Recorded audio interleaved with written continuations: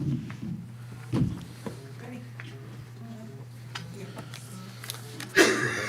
All right. I was gonna say, we don't really have a chairman, do we? We'll let So Ryan do it. we're not a great organization right now. Well, does somebody- We're not at full strength. So I would say, okay, so we've decided on we're going to record. You want to elect a chairperson for this particular meeting? Is that what you were gonna say, Teresa? Yeah, I have that on the agenda, but, I mean, we could just do it for tonight's meeting. Yes. That's what I was thinking. Okay. If you wanted to establish a chairperson for tonight's meeting, like you've done in the past. I'll nominate Jesse to be the chairman for this meeting. Let me call the meeting to order. How about we call the meeting to order? We screwed it up. Yeah. March, Sorry, that was 1 minute. Don't throw anything. planning and zoning, 6:46. Ryan Green, Here. Jesse Koppel, Here. Ben Lee, Steve Dyer, Here. Kristen Hurst. You want to do the pledge? Pledge allegiance to the flag of the United States of America and to the republic for which it stands, one nation, under God, indivisible, with liberty and justice for all.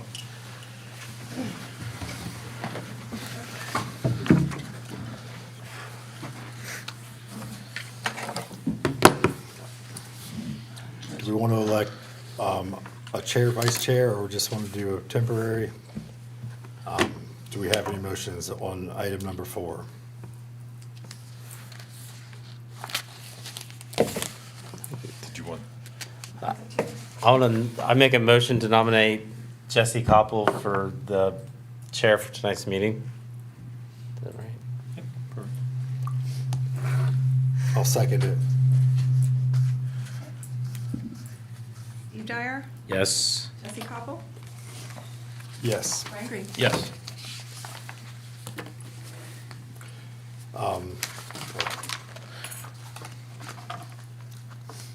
All right, thank you. Congratulations, sir.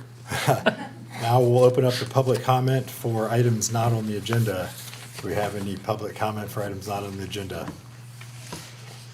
Hearing no public comment, we will move on to take action on the minutes from February 13th, 2024. And I will make a motion to approve those minutes as written. I'll second it. All in favor? Aye.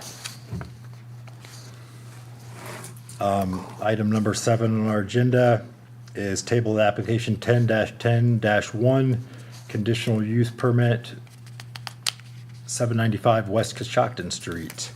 Doesn't That's- look like, That's the car wash, right? That's correct. Have you heard anything new with them at all? We did get an update. They reached out to Terry, I believe, 2 weeks ago, last week. And actually, Terry's here. I'm not going to put words in his mouth. I'll let Terry kind of comment if you prefer. Can I stand here? Do I need to go to the podium? It'll Thank pick you. up better.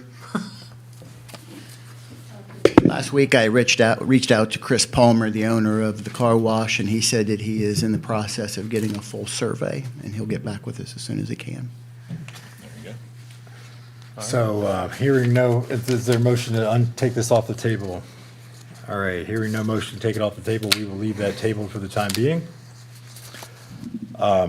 Item number 8, application 3-18-10, zoning appeal for 56 South Main Street. And let me open it up with our, some legal analysis of the proceedings from our city attorney. Thank you, Jesse. Great. Just a quick kind of process introduction for this agenda item. By way of background, you saw this in your packet. There was a permit application that was filed with the city by the applicant for the property at 56 South Main Street for a particular use at that site of a laundry, what was described as a laundry service. That application was denied, and that applicant then appealed the denial of his request. Under codified ordinance 112506, any appeal from the zoning inspector goes to this body, Planning and Zoning Commission. A hearing before this commission under that section is a evidentiary hearing, what I refer to as a quasi judicial hearing, where witnesses will be sworn in.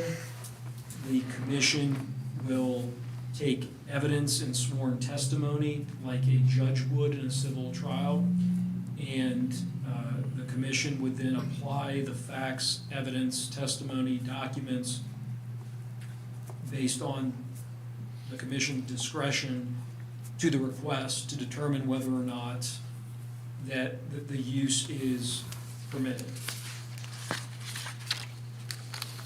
Because another aspect of this is that in order to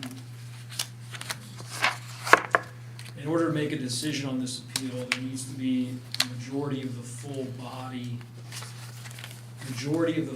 vote. So there's 3 individuals here now, there's a body of 5. There need to be 3 votes to reverse this decision. How does it affect the applicant not being here? That was gonna be my Sorry, next point. interrupted. So, this hearing was set originally because the code requires that any appeal be heard by the Planning and Zoning Commission at the next regularly scheduled meeting that falls 5 days after the receipt of the appeal request, which was this meeting. But another section also says that the commission shall hear testimony from the appellant, otherwise the applicant, and the zoning inspector, and any other witness that's required. So there's kind of competing provisions there. So I'm comfortable handling it in one of 2 ways. Number 1, the hearing can continue today, as is at least contemplated by the codified ordinances. The applicant was made aware of the hearing, provided notice of the hearing. And it would proceed presumably without his testimony or evidence. And you would take the testimony and evidence that you receive here today, and you would make a decision on that. Keep in mind, you have 45 days, you being the commission has 45 days to make a decision. The folks that are absent here today could very well review the transcript, review the recording, review any documents or evidence that's provided, and the body can make a decision anytime they want within the next 45 days. The alternative to that is to make a motion to continue the hearing under the reasoning being that you want to hear testimony and evidence from the applicant, assuming that applicant shows up at another hearing. Either one is legally correct under the plain language of the appeal process. I'll confess, I've not had an applicant or an appellant not show up to the hearing before. But, you know, you're asking for my recommendation. If there is any possibility, any thought that the appellant or the applicant does want to appear before this Planning and Zoning Commission and provide testimony and evidence about this, I would give that applicant every benefit of the doubt and provide him with that due process. But that decision ultimately rests with the Planning and Zoning Commission. My thought on this is, without having a full body here to, of all 5 members, without having the applicant here, I don't think he can proceed under that. Yes, they were given a chance to show up. They were notified with all legal authority.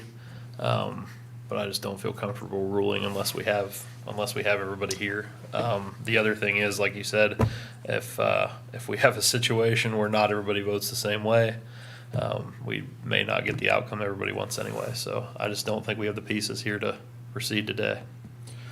Yaz, could you also speak in the hypothetical terms? Hypothetically, if, let's say, for instance, a conflict of interest arose or an abstention vote was made, that would also disqualify the situation because it has to be 3 of the body. It can't be of the quorum that's present. So I'm just tossing that out there from a hypothetical standpoint, if someone were to need, Yeah, or wanted to. there wouldn't be able to be a decision rendered here today, for Yep. sure. I think based on what we have, I'll make a motion to table it. I'll second. And, we have a roll call, please.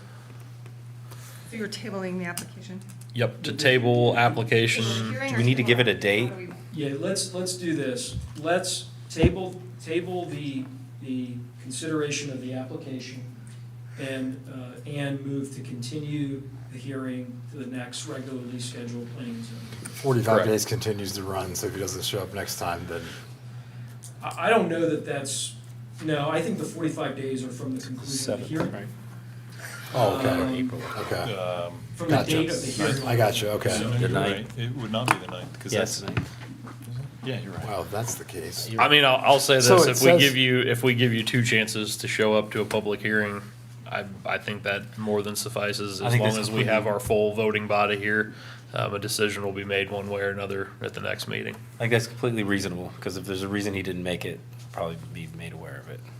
If there was an emergency. Yeah, and there was no effort on the applicant's part to reach out to us, for this meeting, so Benefit of the doubt. I think that's fair. So there's that the 9th. So let's vote. This is the motion to table consideration. Brian Green, Yes. Steve Dyer, Yes? Jesse Koppel. Yes. All right, our next item is the zoning inspector report. Terry, you want to give us a quick rundown of what you got?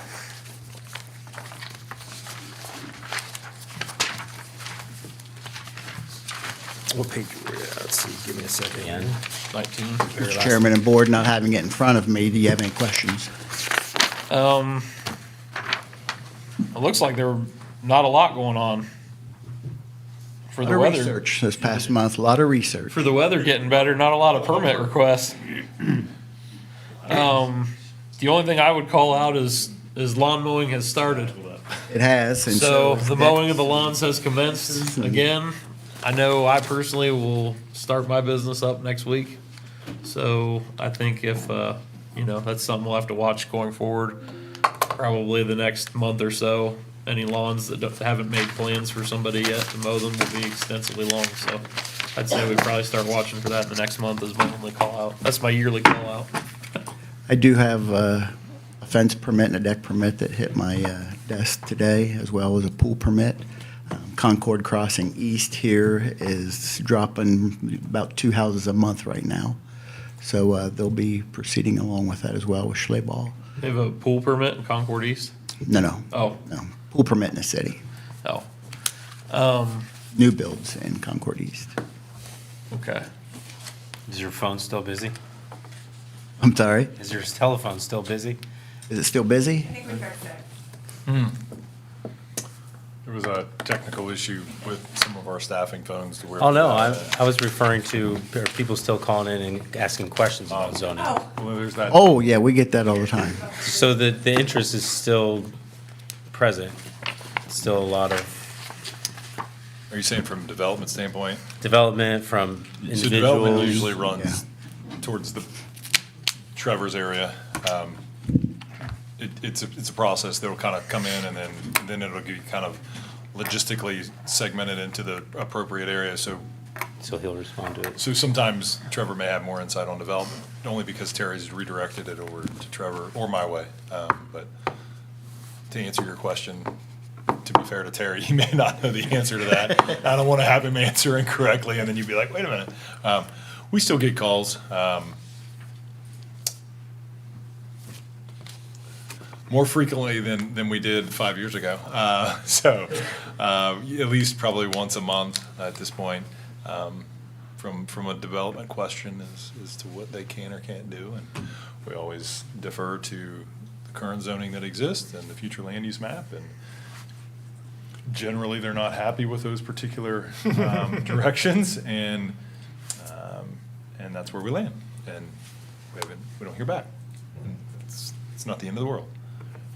So, Are we in any early stage conversations with any new PUDs? nope. That's all I got. Anybody else have anything else for Terry? Thanks, Terry. Nope. Thank you, sir. Just in general, other business, I have a couple things. First one, since we were talking about pools, do we have a minimum height requirement on fences for pools in the city? Yeah, it's probably in the code somewhere. Yeah. also in the building code. Is it 42 inches? Okay. I've seen some pools go in recently, and I know they were like 4-foot fences, so that's what I was wondering if everything was good with those. I know a lot of cities it's 5 to 6 feet. Yeah, I know there's a rule on it. I don't remember what it is. So, and I saw some going in very short fences and some non-permanent fences. I could be mistaken, but I believe it's 42 inches is the minimum on that. And we've got a backup system in there. I have, all I can think of is Clayton over at the water department. He does the oops for us. And he sends me an email every time he does an oops, and then I go back and I research it to see if they have filed for anything such as a deck or a fence permit if they're going to be doing any digging. So we have kind of a cross-reference there to catch anything that, may be of, value to us, so we can have some preventative maintenance there anyhow. I appreciate you guys starting that. That was something that I saw in other cities, and it just seemed like a good way to make sure that things were done, because they may not file for a permit, but they always want to know where the electric lines are. Just to answer, Terry is correct. Such fence or wall shall not be less than 42 inches in height with a gate and lock and maintained in good condition. Okay. And then another question that I had, as far as parking in the municipal lot, do we have written rules on who's able to use that and how many spots are available total? So that would be section 1175. I'll pull that up. And off-street parking. 200 feet. Location of That's parking. right. So, 300 feet from business. 200 feet. there you go. Location, oh, somebody's got it. It's 200 feet from businesses. Location, so item C 300 feet. 117506, C, parking spaces for commercial or industrial use shall be located not more than 300 feet from the principal use. okay. You got it. So it has to be within 300 feet. As it relates to municipal parking, our code does not define a private parking lot versus a public parking lot. It simply defines a parking space must be within 300 feet. So if it's a municipal, it's a first come, first come basis. It doesn't delineate it. Now with a private parking lot, obviously that's a different scenario. When a new development goes in, there is the calculations that are done, or even the reuse of a particular building. So if a building has lost a tenant and a new tenant comes in, there's parking restrictions that will apply to each different type of business. So a restaurant business has to have more parking than, a warehouse business. So then whenever that comes in, there has to be a calculation done. The applicant submits their current parking format. We look at how many are necessary, put it into the formula, and that's in a private situation, so. So my question on the municipal lot was, with all of these businesses down there that continue to split, and we're having parking requirements, if it's a first come, first served, and we're not calculating those into the parking, because I've seen that come in, and people are like, wow, we got the municipal lot, I'll count that as my parking. Well, I want to make sure that we have a clear line of, since we don't have any applicants currently, because this only seems to come up when we have applicants. I want to make sure, since we don't have any currently, that we're taking a look at that. And if businesses are counting on that for their parking, I'd like to know how many, so that we know how many parking spots we have, and then we know if we need further parking somewhere. So is, try to. You see what I'm getting at? So the only thing we do is we reference what's currently kind of on the books, from a parking standpoint.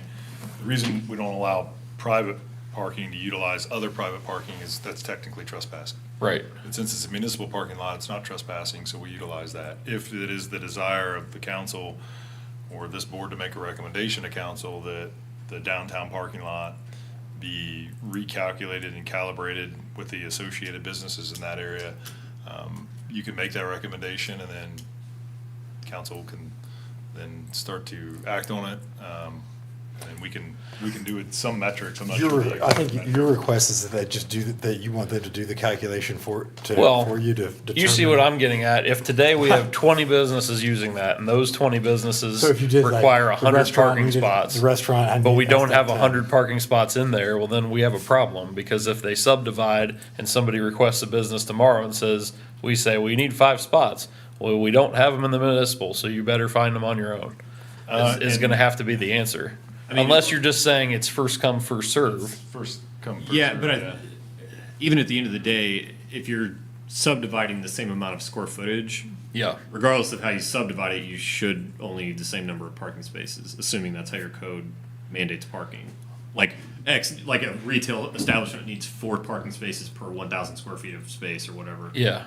Whether that's one retailer of 4,000 square feet or 4 retailers of 1,000 square feet, the parking number's the same. Yeah, I just want to make sure if we're counting that, because it's been a point of contention Well, within the last year. this is gonna- and I want to have this argument while we don't have an applicant. No, I agree. Versus when somebody's here in front of us saying, well, yeah, that counts. I mean, at the risk of opening a can of worms, I think that my recommendation would just be forget about parking downtown. It's downtown. Okay. Let it ride.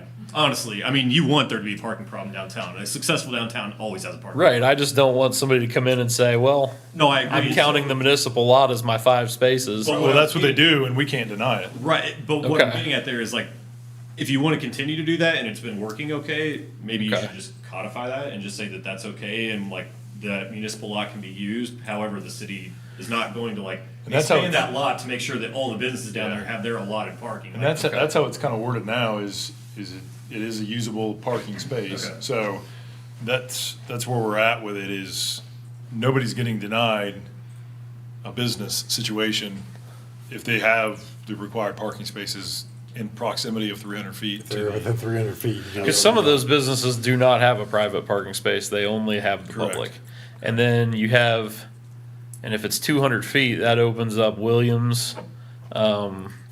I don't think Oregon, but Williams would be over there, and some of the other side streets would open it up too. Well, for Bavelli's, an example for Bavelli's, we went through this exercise and. Yeah. And we had to include, what's that? The art studio was one as well. Are they within were- 200? It's 300. Or 300, Yeah, sorry. So they Yeah, were shy 300. one parking space of the requirement. Okay. There was a measurement done with a wheel, so can't get much more accurate than that.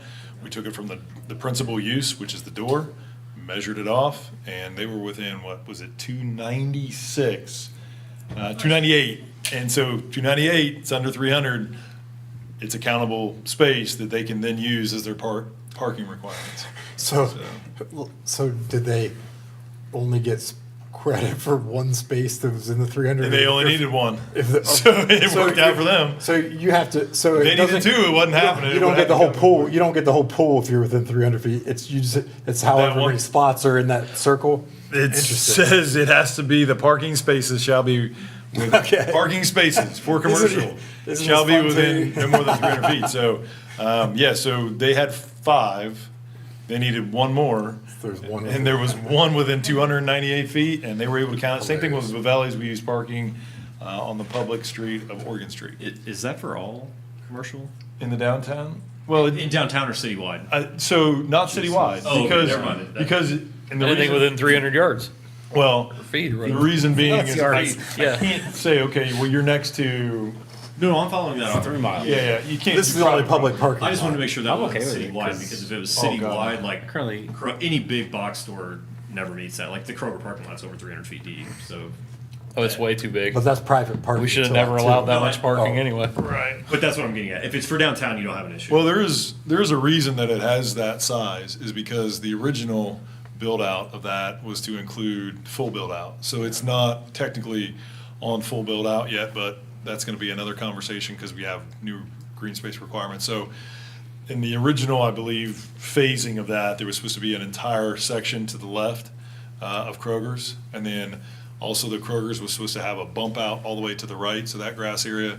So once you start to incorporate that section, and then out parcels, you may actually end up having a parking issue because you've got thousands of square footage that's gonna be additionally added to that particular space. Now, why they put it all in at once, that's the property owner's decision. There probably could have been a phasing approach with the parking that could have been done. It's easier to get leases that way. More parking you have, the easier Yeah. it is to lease. There you go. I just want to make sure we're not grossly overburdening a resource that we have. And if we are, then when planning comes further down the line, we say, hey, look, we've got 500 cars that are allotted to park in a 200 car lot. We need to have further parking identified. Oh, I think council's gonna have to eventually look at that, hopefully. Hopefully it becomes a parking issue in the downtown, and they're gonna have to identify alternatives. It's gonna be very difficult for them to say, well, old applicants, you get the parking spaces, but new applicants, you don't. Right, and that's what I just see that becoming, I just was looking at it the one day and said that might be an issue. I'd rather look at it now while we don't have an applicant. Well, and right now, all applicants are gonna be able to use it, so. Yeah. Right, and if that Okay. does become a problem down the road, I mean, we'll cross that bridge when we get there, but, So you recommending we portion it to per business? Is that what No, you're I doing? just wanted to see what the current status of Oh, it yeah. was. Because what you could do in the future is say, if it was becoming a problem where the current public lot really could never keep up with the capacity Yeah. that was being demanded, you could change your regulations. It would take time to correct itself, like all things do when you adopt new policy. But you could say that you can get businesses within 300 feet of that lot can account for no more than 50% of their required parking Yeah. in that lot or something. So you slowly start ratcheting down kind of and making people The figure out grandfather. where to get parking. I agree. I agree. You want a parking problem. Like I don't want Right. sprawling parking lots No, at all. yeah. I just want to make sure that you don't have a 200 lot. You don't have a 200 spot place trying to have 500 cars parked. Yeah. in it. No, I you want a realistic ratio to you finding a parking spot. I agree with you there. I think You know. that in the future, though, that could be problematic if you start dedicating portions of a public lot to specific businesses. Now all of a sudden, it's not so much a public. Well, lot as for it me, is- it wasn't so much that. It was like, okay, if it's grossly overburdened, we need to identify a parking strategy somewhere Sure. else. Fair point. So, and if we have enough people parking there, do you go parking garage? Do you know, what options do you look into? You'll have to look into something. But anyways, I just want to see what our current status was. My other question We could is. just have Terry go out there and count the number of cars in there every day since.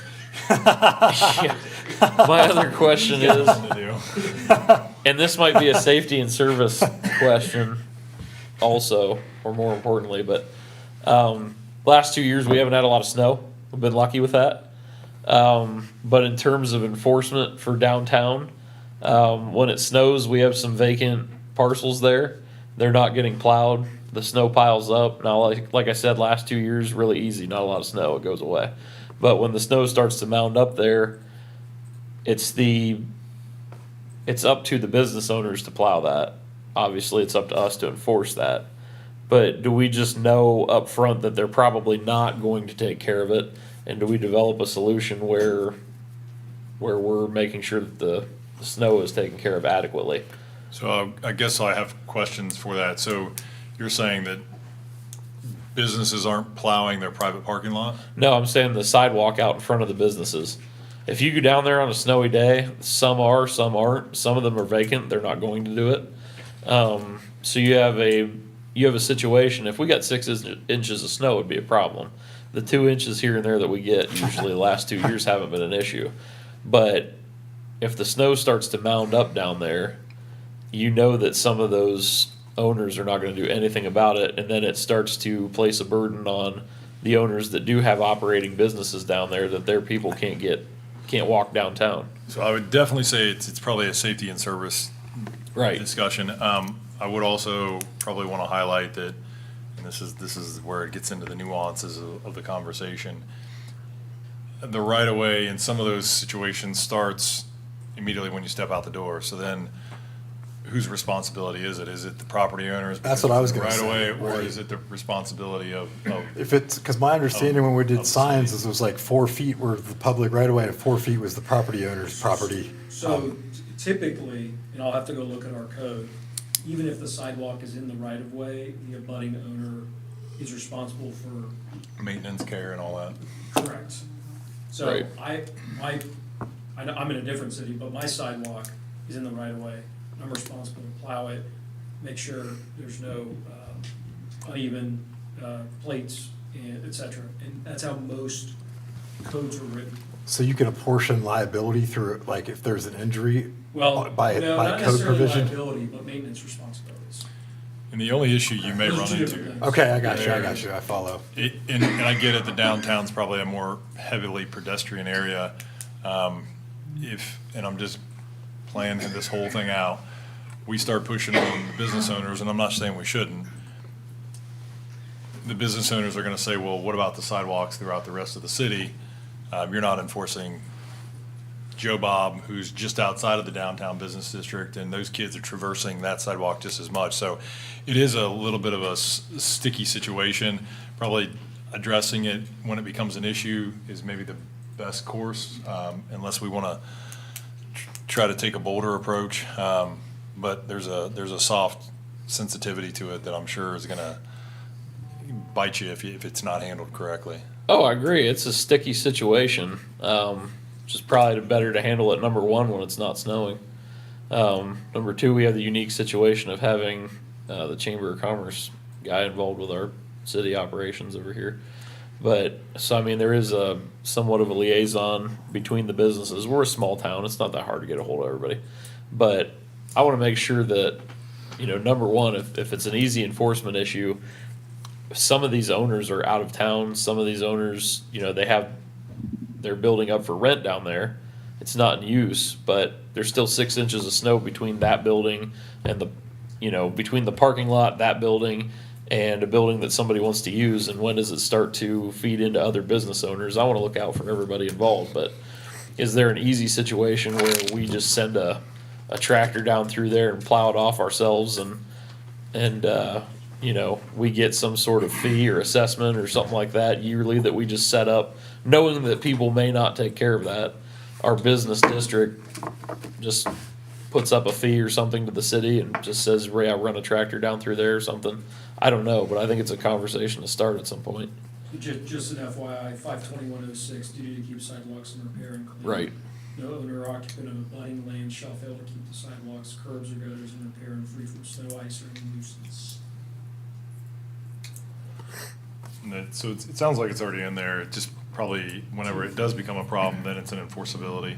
Enforcement question. So you could call them in, What's that? call them in, if they don't plow, they don't shovel their snow. Like I said, you want to handle that with soft. Yeah. I'm just kidding. Well, I think that it is. There's an a difference between It's an a interesting neighborhood and a- conversation because there's also like weeding. Well, there's stuff, not a but difference. That's the issue. I'm gonna say that that's probably Legally, a good there's zero conversation to difference. come up in safety and service, but I think that Yeah, it's probably safety. and service. because we've had this conversation before, even if it's worth in the city's interest to have the service team like weeding the sidewalks, because it looks just terrible sometimes in the summer. I go out there, weed the whole side. Donnie's been out there with me. But, it's, anyway, that's not, we can move on here. Is there any other business? I'm ready to go home. That's all I have. I know Teresa is. That's all I have. Good. All right, I make a motion to adjourn. I'll second. All in favor? Aye. We got the gavel. Yes. Yes. Yes. Get it. I know there's a gavel tonight. Usually I have to use my phone. I'm just teasing you.